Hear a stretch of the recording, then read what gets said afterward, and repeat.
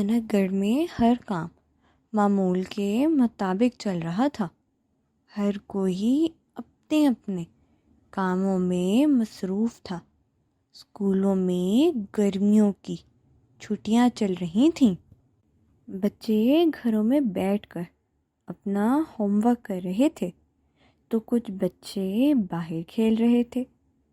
چھوٹو اور ڈھولو بھی گھر میں بیٹھے ہوئے تھے۔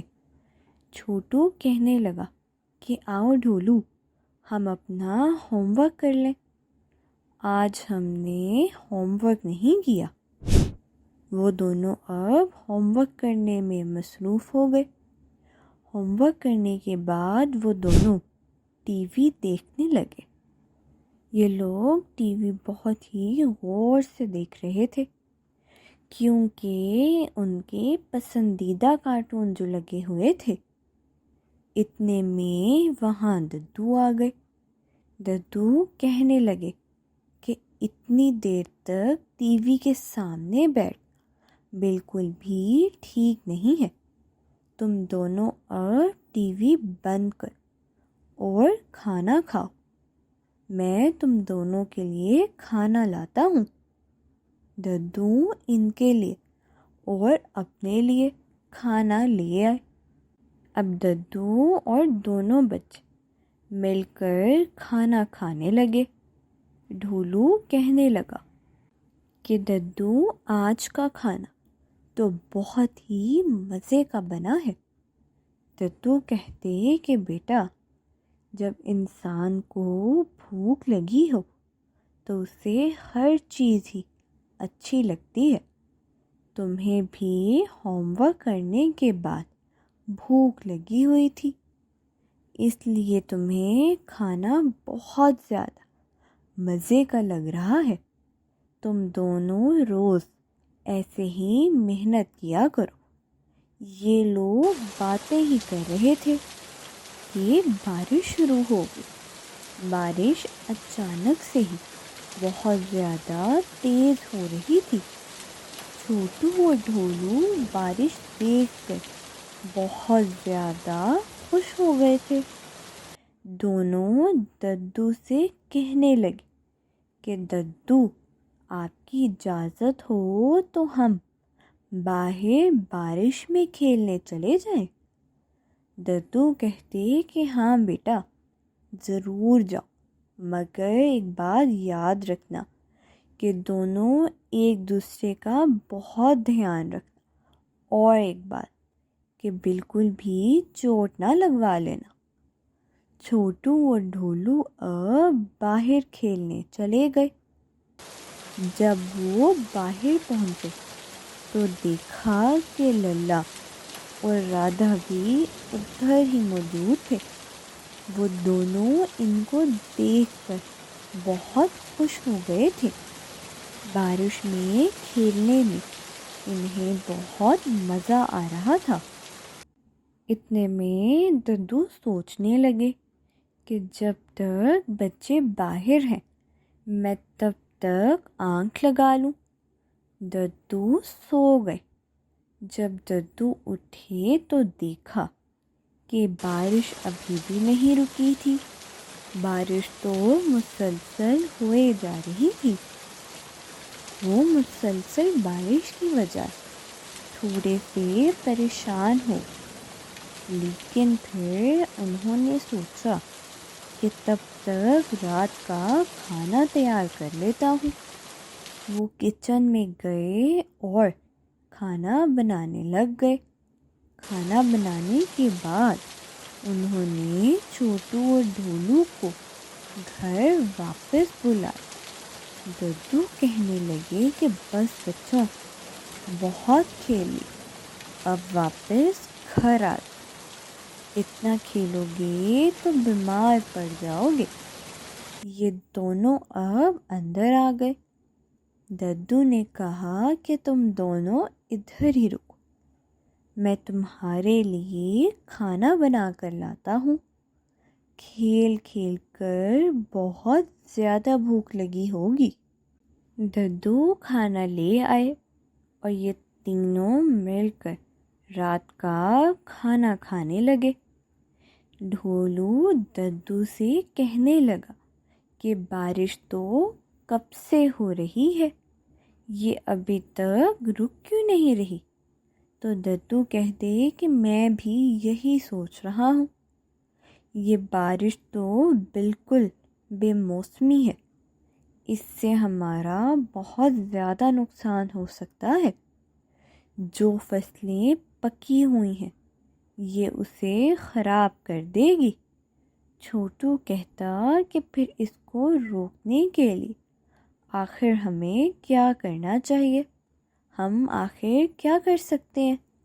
ددو بولے کہ ہم تو کچھ بھی نہیں کر سکتے، تم دونوں بس دعا کرو کہ یہ بارش جلدی سے رک جائے۔ دونوں کہتے کہ ہم ضرور دعا کریں گے۔ ددو کہتے کہ اب ہمیں سو جانا چاہیے کیونکہ بہت زیادہ رات ہو چکی ہے، صبح اٹھنا بھی ہے۔ یہ سب لوگ اب سو گئے۔ اب صبح ہو گئی تھی۔ ددو کی آنکھ کھل گئی۔ ددو نے فوراً سے باہر دیکھا تو پتہ چلا کہ بارش تو ابھی بھی نہیں رکی تھی اور بہت تیزی کے ساتھ برس رہی تھی۔ ددو ابھی کھڑکی سے باہر دیکھ ہی رہے تھے تو دروازے پر دستک ہوئی۔ ددو نے دروازہ کھولا تو دیکھا کہ ببن اور دروغہ آئے ہیں۔ ددو کہنے لگے کہ ارے خیریت ہے، تم دونوں صبح صبح ادھر کیسے؟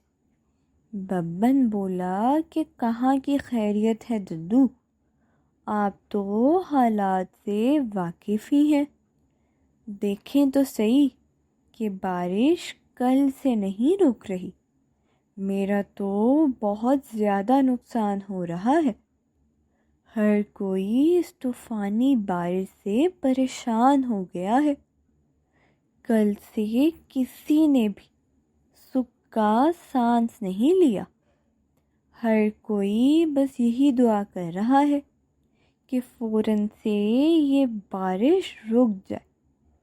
آپ کو تو معلوم ہے کہ میری دکان باہر ہے اور باہر بارش کی وجہ سے میں دکان نہیں لگا سکتا، میری مٹھائیاں خراب ہو گئی ہیں، میں تو برباد ہو کر رہ گیا ہوں۔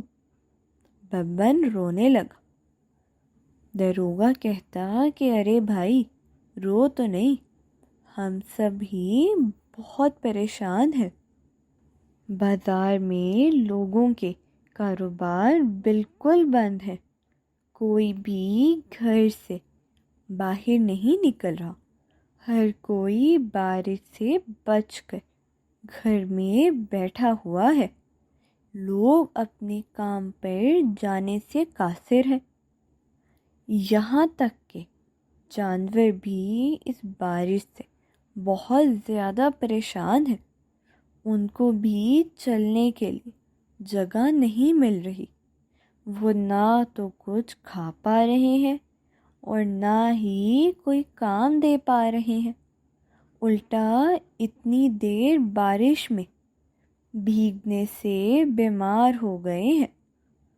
ددو کہتے کہ ہاں یہ تو ہونا ہی تھا، میں نے تو کل یہ بھی سنا کہ بارش کا پانی اب گھروں تک آ چکا ہے، لوگوں نے جتنا بھی اناج جمع کر کے رکھا ہوا تھا وہ سب پانی کی وجہ سے خراب ہو گیا ہے، یہ وقت تو فصلوں کے پکنے کا ہے اور اگر اس سے فصل خراب ہو گئی تو ہمارا بہت نقصان ہو، کسانوں کا بھی بہت برا حال ہے، وہ تو بہت پریشان ہے، ان کا بہت زیادہ نقصان ہو چکا ہے، اگر یہی چلتا رہا تو ہمارے لیے کھانا کہاں سے دستیاب ہوگا، ہم تو برباد ہو جائیں گے۔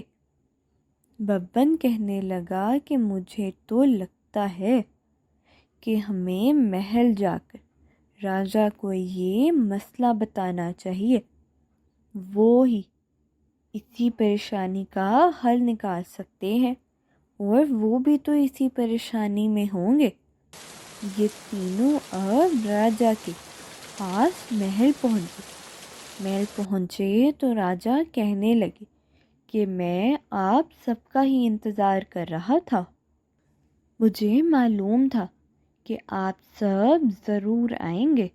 بھبن کہتا کہ راجا جی، ہم اس طوفانی بارش سے بہت زیادہ پریشان ہیں، آپ ہی اس کا کوئی حل نکالیں۔ راجا کہنے لگے کہ پریشانی والی بات تو ہے ہی، ددو آپ بتائیں کہ ہمیں کیا کرنا چاہیے۔ ددو کہنے لگے کہ میرے خیال سے تو اس مسئلے کا حل آئنسٹائن کے پاس تو ضرور نکلے گا، اسے اس کے پیچھے کی وجہ ضرور معلوم ہوگی۔ آپ ایسا کریں کہ آئنسٹائن کو یہاں بلا لیں۔ راجا نے سیناپتی کو بھیجا اور کہا کہ وہ آئنسٹائن کے پاس جائیں اور اسے محل آنے کی دعوت دیں۔ سیناپتی آئنسٹائن کے پاس پہنچا اور اسے راجا کا پیغام دیا۔ آئنسٹائن اب محل آ گیا۔ محل پہنچ کر راجا نے اس سے کہا کہ آپ کو تو سارے مسئلے کے بارے میں معلوم ہی ہے، تو اس کا کوئی نہ کوئی تو حل ڈھونڈے۔ وہ کہنے لگا کہ اس کا حل ڈھونڈنے کے لیے پہلے تو ہمیں اس کے پیچھے کی وجہ جاننی پڑے گی کہ ایسا آخر کیوں ہو رہا ہے، یا اس کے پیچھے کون ہے۔ اب میں اپنا جادوئی گلوب نکالتا ہوں، گلوب میں دیکھنے سے مجھے معلوم ہو جائے گا کہ ایسا کون کر رہا ہے۔ آئنسٹائن نے گلوب میں غور سے دیکھا تو معلوم ہوا کہ اس سب کے پیچھے اور کوئی نہیں بلکہ چندر مکھی ہے۔ اس نے راجا کو بتایا کہ طوفانی بارش کے پیچھے چندر مکھی کا ہاتھ ہے، وہی یہ سب آفت مچا رہی ہے۔ راجا کہنے لگے کہ اب ہمیں کیا کرنا چاہیے پھر۔ آئنسٹائن نے کہا کہ چندر مکھی کے پاس جا کر دیکھنا ہوگا کہ آخر وہ ایسا کیسے کر رہی ہے، تبھی اس بات کا کوئی حل نکل سکتا ہے۔ اب ببن اور دروگا، تم دونوں میرے ساتھ چل، ہم وہاں جا کر دیکھ کر آتے ہیں۔ یہ تینوں اب چندر مکھی کے پاس جانے کے لیے نکل پڑے۔ وہاں انہوں نے چھپ کر دیکھا کہ چندر مکھی نے سورج کو اپنے وش میں کر کے رکھا ہوا ہے اور بادلوں کو سنک گڑھ کی طرف بھیج دیا ہے، جس سے یہ بارش رکنے کا نام ہی نہیں لے رہی۔ آئنسٹائن اب چندر مکھی کے سامنے گیا اور فوراً سے تنتر پڑھنے لگا۔ اس سے وہ اپنے ہوش کھو بیٹھی اور بالکل بے ہوش ہو گئی۔ آئنسٹائن نے اپنی ایک جادوئی چھڑی نکالی اور اسے سورج کی طرف کیا۔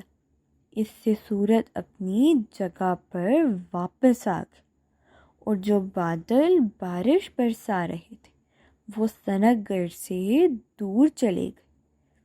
جیسے ہی بادل ہٹے اور سورج سامنے آیا تو بارش بالکل رک گئی اور پھر سے پہلے جیسا موسم ہو گیا۔